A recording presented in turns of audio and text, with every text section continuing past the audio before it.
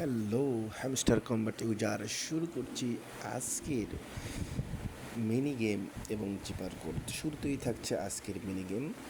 তো চলুন আজকের মিনি গেম শুরু করা যাক। রিলিজ করতে হবে দুই পাশের রেডগুলোকে।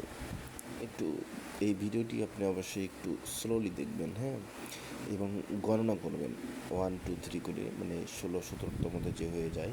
আপনি যদি প্রথম 4-5টা সঠিকভাবে সাজাতে পারেন, পরবর্তীতে খুব সহজে এই কিট আপনি সমাধান করতে পারবেন। আসলে এই কিটা কেন গুরুত্বপূর্ণ? আসলে এই কিটা কিন্তু ইয়ারড্রপে যুক্ত হবে এবং এটার ওপরে ডিপেন্ড করবে, তারা টুইটে বলেছে।